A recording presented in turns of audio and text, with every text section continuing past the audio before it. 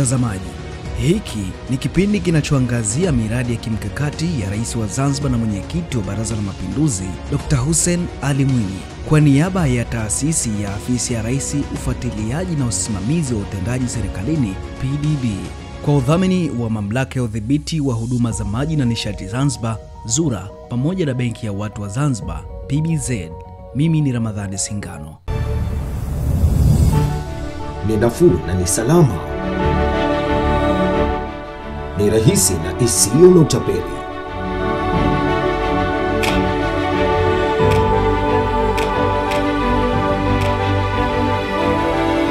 Ni PBZ Wakala.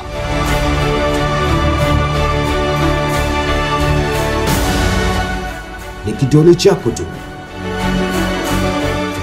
Sasa PBZ Bank inakuwezesha kutoa pesa kupitia PBZ Wakala kwa urahisi. Ni kidole chako ndicho kinachokuwezesha kupata huduma hii basi na ulazima wa ATM card. PBZ Wakala wameenea kila kona.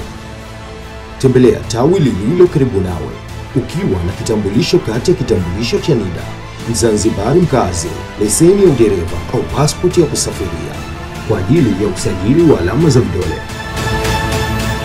PBZ Bank, benki ya watu, chaguo la watu. Je, wajua Mamlaka ya Udhibiti wa Huduma za Maji na Nishati ZURA ina utaratibu wa kupokea na kuyashughulikia malalamiko kwa upana na umahiri wa hali ya juu. Je, nani anaweza kuwasilisha lalamiko? Kwanza, mtu mwenye lalamiko. Pili, mtu aliyechaguliwa kufungua malalamiko kwa niaba ya watu wengine. Na tatu, sheha wa shehia husika ikiwa ni lalamiko la mtu zaidi ya mmoja ndani ya shehia hiyo. Utawasilishaje malalamiko? Moja, kuwasilisha katika ofisi za ZURA. Mbili, kujaza fomu ya malalamiko kupitia tovuti ya ZURA. Na tatu, kupiga simu ZURA bure, huduma kwa wateja kwa namba 0800711117. Kwa huduma ya maji na umeme, mlalamikaji anaweza kuwasilisha malalamiko hayo ZURA ikiwa kuna changamoto ya kutopatia ufumbuzi kwa mtoa huduma. Kwa huduma ya mafuta na gesi, mlalamikaji wasilisha lalamiko lake kwa mtoa huduma mafuta na gesi na kutoa taarifa ZURA ndani ya saa 48 baada ya kuwasilisha lalamiko lake. Vile vile, mlalamikaji anatakiwa awe na risiti kama kielelezo cha lalamiko lake. ZURA, udhibiti wa huduma kwa thamani.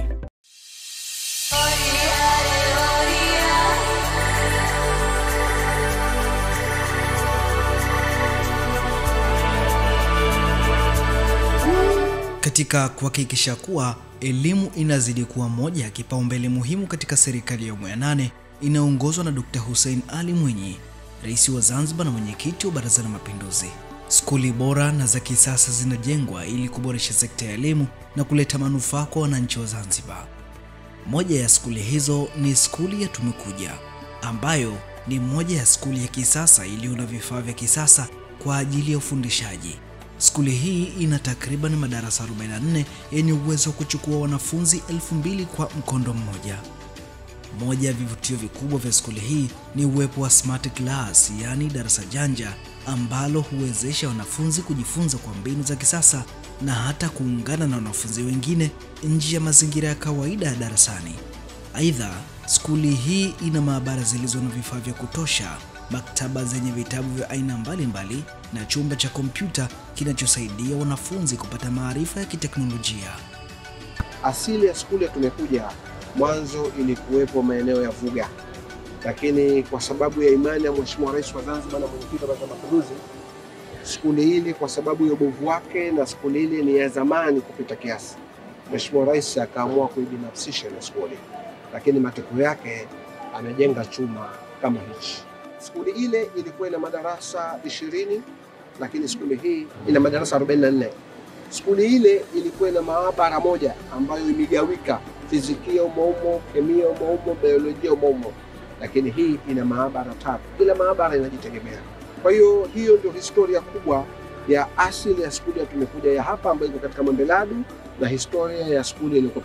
Kwa hiyo jina ni lile lile lakini tujengo kipya. Kwa hiyo hii kwa mkondo mmoja wakati mmoja inaweza kuchukua wanafunzi 1800 mpaka 2000 kwa mkondo mmoja, wakati skuli ile kule ilikuwa inachukua pengine wanafunzi 600 800, lakini hii inachukua 1800 mpaka 2000. Kwa ni maendeleo makubwa sana ambayo Rais wetu wa Zanzibar na Mwenyekiti wa Baraza la Mapinduzi ameyafanya katika sekta ya elimu, na sisi wasaidizi wake tunataka tumuoneshe kwamba hakufanya kosa, alichofanya ni sahihi. Kwa karibu tuweze kutembea kidogo uone hali halisi ya skuli ya Tumekuja. Hakika tumeona hayo ni mapinduzi makubwa kabisa ya skuli ya Tumekuja, na tunaye hapa Dr. Suleiman Salum Abdalla, mkuu wa skuli ya Tumekuja, na naona hapa kibao ilifunguliwa tarehe 9 mwezi mosi mwaka 2024. Labda katika mwaka huu mmoja matokeo yake yalikuwaje na vipi maendeleo katika mwaka mmoja tu kwa kifupi? Kwanza mwaka huu mmoja sisi walimu wa skuli ya Tumekuja tumefanya revolution kubwa katika sekta ya elimu. Skuli yetu sasa hivi kwa skuli za serikali kwa Zanzibar tumetokea watatu. Kwa Zanzibar nzima kwa skuli za serikali. Bwana hongera sana. Asante sana. It means that tuna 144, tuna 244, tuna 5. Kwa hiyo ni mapinduzi makubwa sana. Na lengo letu sisi kuondokana na siri. Tuwe na 1 na 2 lengo la mwaka huu. Kwa hiyo matokeo ni makubwa na hii ni heshima kubwa ambayo imetufanyia Mheshimiwa Rais wa Zanzibar. Kwa hiyo mwaka mmoja, lakini matokeo pia yamekuwa mazuri sana kupita kiasi. Na nikufichi, skuli yetu wanawake ndio waliongoza kwa kiasi kikubwa. Kwa hiyo maendeleo ni makubwa na sisi hatuna lengo la kumharibia au kumwangusha Mheshimiwa Rais. Kwa tunataka tulete mapinduzi makubwa na matokeo na watoto tuwape elimu. Sio elimu ya theory tu. Tunataka na elimu ya practical kwa sababu kama utafahamu vizuri mtaala mpya wa elimu umebadilika. Na mwaka huu wale wanafunzi wetu wa form 1 wameanza kutumia system mpya wa mtaala mpya. Lengo ni kuwafanya watoto wanapomaliza kusoma waweze kujitegemea. Na skuli yetu Tumekuja ina kila kitu cha kumfanya mtoto anapomaliza kusoma aweze kujitegemea. Kwa karibuni sana ndani ili muweze kuona, na huu ni attendance board yetu ambayo inaonyesha madarasa, idadi ya wanafunzi walivyo. Labda nikupe maelekezo. Skuli yetu tuna michipuo ya aina kuu 3. We have sport science, tuna computer science, tuna na science. Lakini pia tuna wanafunzi wa advance, yani form 5 pamoja na form 6. Tuna kombe 2 ya PCM na CBG. Sasa utaona namna gani ukubwa wa skuli na idadi ya wanafunzi tulikuwa tunayo na namna gani skuli ilivyojipanga katika kuhakikisha tunaleta matokeo mazuri. Mwakani mnatarajia kutoa form 6 ya kwanza. Form 6 ya kwanza tukija mwaka mzima. Katika tutegemee nini? Matokeo mazuri kwa sababu sifa tunazo, uwezo tunao na nguvu tunazo na walimu tunao. Kwa hiyo matokeo yetu sisi yatakuwa mazuri. Hayo ndio malengo yetu. Na mimi baada ya kuteuliwa kwa mwalimu mkuu niliwaambia wenzangu, lengo langu skuli ya Lumumba kuiondoa kwenye chati na skuli ya Tumekuja iwe miongoni mwa best of school, na uwezo huo upo kwa sababu skuli yetu sisi Mheshimiwa Rais ametupendelea. Tuna vitu ambavyo vinapatikana Tumekuja tu, wengine hamna. Tutaenda kuviona kwa mbele, lakini skuli yetu the best of the best. Na hapa tupo computer room, moja kati ya darasa ambalo linapatikana katika skuli ya Tumekuja. Skuli hii hakika imependelewa kama alivyosema mkuu wa skuli ya Tumekuja. Kuna vitu vingi vizuri, lakini pia kompyuta hizi ukiziangalia ni mpya kabisa, zipo hapa. Nazungumza na mwalimu wa darasa hili la kompyuta. Habari yako na unajisikiaje kuwa mwalimu wa kompyuta? Wakati wenzetu sisi tukusoma kabisa kompyuta kidato cha pili, lakini wewe unajisikiaje kuwafundisha wanafunzi wadogo kama hao kompyuta na kuwa katika teknolojia hii kizazi cha sasa? Habari yangu nzuri, na kwanza karibuni katika skuli yetu hii ambayo tunaiita ni 5 star kweli, kwa sababu kila kitu tunajivunia ambavyo ni vizuri vya kisasa. Na katika somo hili la kompyuta ambalo tunalita ICS, kwamba najivunia kwa sababu dunia sasa hivi inakwenda sambamba na mambo ya science na teknolojia. Na ukiangalia uwepo wa kompyuta ni moja kati ya hivyo vitu ambavyo ni amazing. Kwa hiyo wanafunzi ambao nilionao wako vizuri na wanahitaji kusoma, so nakuwa proud of na kuendelea kwa sababu kuna vitu vingi, kuna vitu vya artificial intelligence ambavyo wanafunzi nao wanajivunia kutengeneza website. Ni vitu vizuri ambavyo kila mmoja at least akitoka hapa anaweza akaanzisha. Mimi wazazi ni watoa hofu, niwaambie kwamba sasa hivi wasijutie, hususan tuko katika huu utawala wa Dr. Hussein, yani vitu vingi vimekuwa wazi na vizuri. Kwa hiyo mwanafunzi ambaye amechaguliwa katika michipuo ya TEHAMA akiondoka zake hapa kenda kumaliza form 4, akitoka nje at least anaweza akatengeneza website ndogo ndogo na anaweza akaingiza, kulikoni vile katika ule mfumo wa zamani mwanafunzi hajui, hatoki na ile knowledge. Kwa hiyo ni kitu ambacho cha kujivunia. Kama ni biashara, basi akitoka at least anaweza akaanzisha kile kitu ambacho kikaa kina faida kwake. Shukrani sana. Nipate nafasi kuzungumza basi na wanafunzi wale watatu. Nanipa ruksa hiyo? Nikupa. Haya, asante sana. Leo nizungumzie na wanafunzi hapa. Asalamu alaykum, unaitwa nani na uko kidato cha ngapi na unajisikiaje kusoma somo la kompyuta? Wa alaikum salam, kwa majina naitwa Aisha Mbaraka Muhammad, nasoma kidato cha pili na mimi ni mwanafunzi wa skuli ya sekondari Tumekuja. Najisikia furaha sana kusoma somo hili la kompyuta kwa sababu hapo zamani kabla ya kuja hili somo la kompyuta ilikuwa mashuleni hatusomei kompyuta hivi. Yani kwa sasa tunajisikia furaha, tunaweza kuchezea kompyuta kwa amani kabisa. Na halafu ukiangalia kwa sasa kwa utawala wetu, tukichezea kompyuta, tukiwa tunasomea hili somo la kompyuta, hata ukishaweza kumaliza kusoma haya masomo yako, ukishapata kazi hata mahospitalini unaweza kuajiriwa kwa hiyo kompyuta bila hata ya kusoma. Ukiangalia hospitalini zamani ilikuwa mpaka uende na madaftari, lakini kwa sasa bila madaftari ukiitiwa kwenye system tu unajulikana kama wewe ni fulani, unatokea sehemu fulani, na unaweza kutibiwa kwa kutokana na kompyuta, na unaweza kutibiwa na gonjwa lako kivyovyote unavyoweza bila malipo. Shukrani sana, hongera. So unaitwa nani? Naitwa Aisha Mbaraka Muhammad. Nasikia hayo vitu vimetoka kichwani kutoka kwa mwanafunzi huyu wa skuli ya Tumekuja. Asalamu alaykum, jina lako nani na unajisikiaje kusoma somo la kompyuta wakati huu ukiwa kidato cha pili? Wa alaikum salam, kwa jina naitwa Naya Bakar Muhammad, nasoma form 2 katika skuli ya sekondari Tumekuja. Najivunia sana kusoma somo la kompyuta kwa sababu linatusaidia hapa na nje ya skuli, kwa sababu ukisomea kompyuta kila kitu kinaenda mara moja. Ukiwa na kazi unaweza kufanya kwenye kompyuta mara moja na unaweza kumaliza kuliko sehemu nyingine. Unataka kuwa nani baada ya kusoma? Nataka niwe mwalimu. Kuwa mwalimu? Yes. Hongera, unataka kufundisha nayo kompyuta? Ndio. Haya, basi ndivyo hivyo mambo mazuri kabisa mambo yalivyo, na kikubwa ambacho tunaweza kukiona hapa ni darasa zima liko limetulia. Yuko na mwanafunzi hapa mmoja na hamu naye kutaka kuzungumza. Asalamu alaykum, naitwa nani na unajisikiaje wewe kuwa mmoja kati ya wanafunzi katika darasa hili la kompyuta? Wa alaikum salam wa rahmatullahi wa barakatuh. Kwa majina naitwa Natima Omar Kombo, ni mwanafunzi wa kidato cha pili katika skuli ya Tumekuja Secondary School. Nina furaha kupasi katika kombi hii kwa sababu kila tunapoenda tunazidi kuiona dunia inazidi kutanuka kupitia sayansi na teknolojia. Naweza nikaitumia fursa hii kwa kupata opportunity tofauti bila kuajiriwa katika serikali. Naweza kujiajiri mwenyewe bila kutegemea serikali kupitia hii kombi. Nashukuru, asante. Bwana, hayo mambo ya YouTube, mambo ya Instagram, mambo ya nini, ukitoka hapa kama umekaa vizuri umeelewa jinsi matumizi ya kompyuta unaweza kwenda kujiajiri baada ya kumaliza. Bwana, nizungumze na vijana hapa. Asalamu alaykum, mambo vipi? Wa alaikum salam wa rahmatullahi wa barakatuh. Uko poa? Tuko poa. Jina lako nani? Kwa jina naitwa Abdulatif Omar Abdalla. Abdulatif, wewe unasoma kompyuta. Unataka kuwa nani baadaye?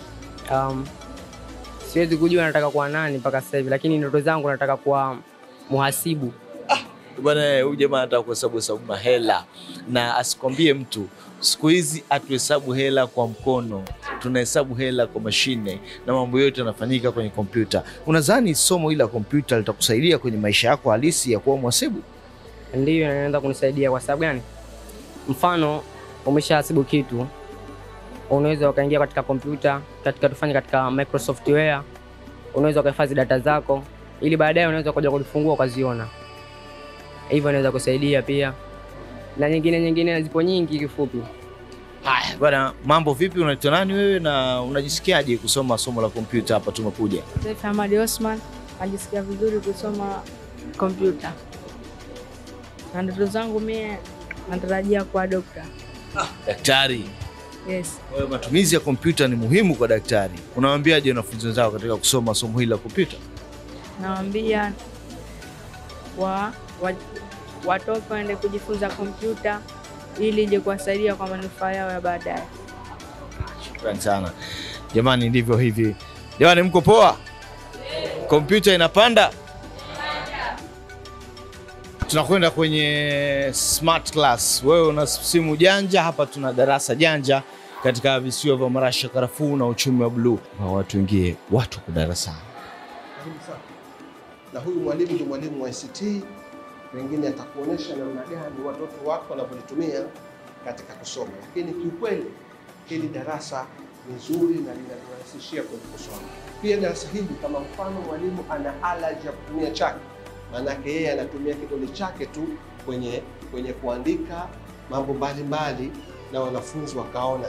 Sawa, kwa mfano pengine tunasoma nomino, maana yake mwalimu anatumia kidole chake katika kuandika. Kupitia ubao wetu huu wa smart kuna vitu tofauti ambavyo tuna uwezo wa kuvionyesha kupitia ubao wetu huu. Miongoni mwa vitu hivyo ambavyo tunaweza tukavionyesha, kwa mfano differentiate y is equal to log x to the base e with respect to x. Swali letu kama hili tuna uwezo wa kulisolve kwa kupitia kidole tu, tukachukua hand then tukawa na uwezo wa kufanya nini, wa kusolve swali letu kama hili.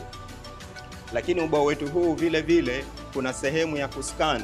Ikiwa mwalimu ana pepa yake moja anataka kuwasomesha wanafunzi, basi anawezekana akachukua pepa yake na kuiscan. Kwa mfano, tuna uwezo wa kuweka pepa yetu hapa kwenye skana yetu hii. Baada ya kuweka pepa yetu hii kwenye skana yetu na tukaja zetu kwenye ubao wetu hii, tukibonyeza tu booth hii itatupeleka moja kwa moja kuonyesha pepa yetu hii kama tunavyoona hapa. Kwa hiyo pepa moja, wanafunzi wote wana uwezo wa kusolve pepa hii moja bila hata kutolesha pepa nyingi za mtihani. Lakini kupitia ubao wetu huu vile vile kuna kamera hizi. Tukija katika sehemu hii ya kamera hizi zitakuwa zinasaidia kuunganisha baina yetu sisi na watu ambao wako sehemu nyingine. Kwa mfano tunaona sehemu hii ya kwanza ya kamera, kuna sehemu hii ya kamera, kuna sehemu hii ya kamera na sehemu zote hizi. Maana yake tuna uwezo wa kuunganisha wenzetu ambao wako Dodoma, wako Kibaha, tunaweza tukaunganisha kusoma katika kitu kimoja. Lakini licha ya hivyo, kupitia ubao wetu huu, ikiwa mwalimu ana notes zake tayari ameshaandaa kupitia PowerPoint, atakuwa na uwezo wa kuzirusha kupitia PowerPoint na kuweza kusomesha notes hizo. Kwa mfano tayari ameshaandaa notes zake, basi na just atazirusha tu hapa na atakuwa na uwezo wa kufanya nini, kuwasomesha wanafunzi bila hata kuchukua muda mrefu. Lakini licha ya hivyo, ikiwa mwalimu tayari ameandaa video anataka kuwaonyesha wanafunzi, atairusha tu kupitia ubao wetu huu wa smart na kuweza kufanya nini, kuwasomesha wanafunzi. Kwa mfano mwalimu anasomesha somo la geography, tayari ameshaandaa volcano hii hapo. Kwa mfano atakuwa na uwezo wa kufanya nini, kuwaonyesha na kuonyesha ule uhalisia ulivyo. Kwa miundombinu hii ambayo Dr. Hussein ametuwekea, tunamwahidi kwamba tutaleta matokeo mazuri, na pia kwamba tunawasa watu wengine wasome ili pia walete matokeo mazuri. Na pia napenda kusema hivi, Dr. Hussein uzidi kutuletea miundombinu kama hiyo smart board, uzidi kutuongezea maskulini kwetu ili uzidi kutunufaisha zaidi. Jambo la mwanzo kwa tumekuja ni fursa, na pia najivunia fursa hii kwa kwetu hapa, kwa sababu skuli tumekuja ni tofauti kabisa na skuli ambazo ziko katika wilaya ya mjini. Tumekuja ni skuli ambayo ina miundombinu bora. Tumekuja ni skuli ambayo ina vifaa za kisasa vya kisayansi kwa kujifunza. Ukiacha smart class, vyumba vya kompyuta na vinginevyo. Kwanza tumekuja mwanafunzi yote advance kusoma kompyuta ni kama fursa, anasoma bure. Hivyo kama mimi nikiondoka hapa tumekuja, kwanza jambo la mwanzo, mbali ya matokeo mazuri, pia nina fursa ya kusomesha hata kufungua sekta nyingine nje kuhusiana na kompyuta, kwa sababu nimepata taaluma kama ya ziada katika shule ya sekondari tumekuja. Kwa hiyo Mheshimiwa Rais wa Zanzibar na Mwenyekiti wa Baraza la Mapinduzi, Mheshimiwa Dr. Hussein Ali Mwinyi hakufanya jambo, yani katika mambo mazuri aliyofanya, basi na kuwepo hii skuli tumekuja, basi ni jambo bora zaidi. Imani yangu kila siku nasema kwamba walimu ndio wanaotengeneza taifa, na taifa la teknolojia kutokana na dunia tunayokwenda nayo ni muhimu zaidi. Kwa hiyo wito wangu kwa serikali, wazidi kuwekeza mashule yenye teknolojia kubwa. Hata walimu wa art wafundishwe teknolojia, kwa sababu inafikia wakati hata huyo mwalimu wa art anatakiwa ashike laptop, anatakiwa atumie smartboard. Si unajua tuna smartboard kule, atafute material. Kama hana hiyo teknolojia, elimu ya teknolojia, atawezaje kupata hizo taarifa nzuri na za usahihi? Skuli hizi baada ya kujengwa zitaleta mafanikio makubwa. Ukiangalia, tukianzia na skuli yetu hii ya karibuni tumekuja, ni skuli ambayo tayari ni ya mfano, kwa sababu kila facility ambazo unazijua za kielimu zimo katika skuli hii, na walimu wameanza kuondesha bidii, kwani kwa ufaulu wa mara hii tuko vizuri, kwani hakuna daraja la 0 hata daraja la 3. Ni wanafunzi wamejikita katika daraja la kwanza, la pili. Sasa wao wenyewe wana malengo ya kuweza kuondosha daraja la 3. Kwa mfano hapa tumepewa swali letu la arithmetic, inasema differentiate y ni sawa na x square, ambapo hapa tuna solve solution ambapo tunasema y ni sawa na x squared, ambao dy over dx ni sawa na nini? 2x, ambapo hapa ukidifferentiate y,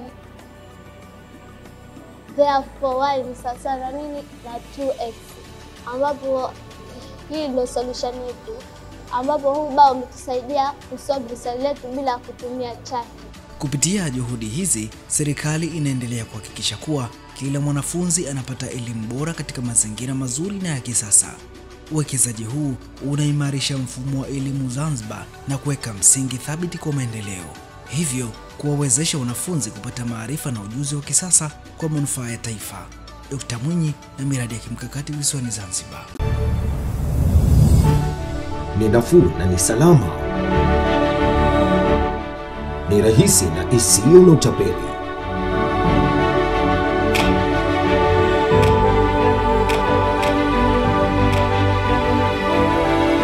Ni PBZ Wakala.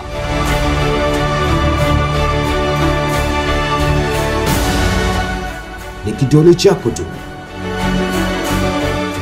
Sasa PBZ Bank inakuwezesha kutoa pesa kupitia PBZ Wakala kwa urahisi.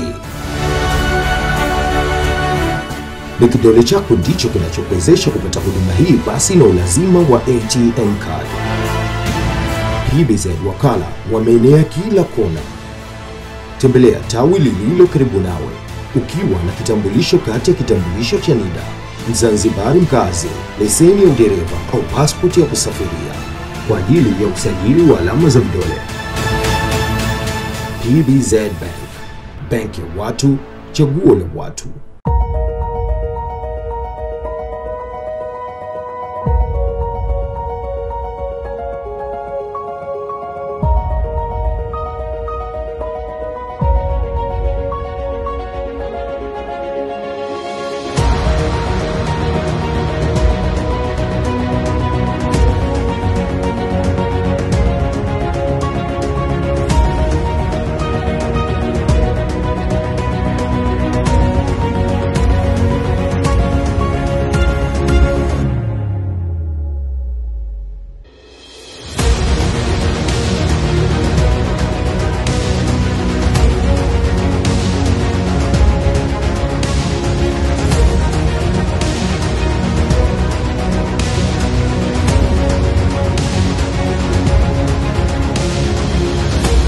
Hiki ni kipindi kinachoangazia miradi ya kimkakati ya Rais wa Zanzibar na Mwenyekiti wa Baraza la Mapinduzi, Dr. Hussein Ali Mwinyi, kwa niaba ya taasisi ya Afisi ya Rais, Ufuatiliaji na Usimamizi wa Utendaji Serikalini PDB, kwa udhamini wa Mamlaka ya Udhibiti wa Huduma za Maji na Nishati Zanzibar ZURA, pamoja na Benki ya Watu wa Zanzibar PBZ. Mimi ni Ramadhani Singano. Je, wajua Mamlaka ya Udhibiti wa Huduma za Maji na Nishati ZURA ina utaratibu wa kupokea na kuyashughulikia malalamiko kwa upana na umahiri wa hali ya juu. Je, nani anaweza kuwasilisha lalamiko? Kwanza, mtu mwenye lalamiko. Pili, mtu aliyechaguliwa kufungua malalamiko kwa niaba ya watu wengine. Na tatu, sheha wa shehia husika ikiwa ni lalamiko la mtu zaidi ya mmoja ndani ya shehia hiyo. Utawasilishaje malalamiko? Moja, kuwasilisha katika ofisi za ZURA. Mbili, kujaza fomu ya malalamiko kupitia tovuti ya ZURA. Na tatu, kupiga simu ZURA Mafuta bure, huduma kwa wateja kwa namba 0800711117. Kwa huduma ya maji na umeme, mlalamikaji anaweza kuwasilisha malalamiko hayo ZURA ikiwa kuna changamoto ya kutopatia ufumbuzi kwa mtoa huduma. Kwa huduma ya mafuta na gesi, mlalamikaji wasilisha lalamiko lake kwa mtoa huduma mafuta na gesi na kutoa taarifa ZURA ndani ya saa 48 baada ya kuwasilisha lalamiko lake. Vile vile, mlalamikaji anatakiwa awe na risiti kama kielelezo cha lalamiko lake. ZURA, udhibiti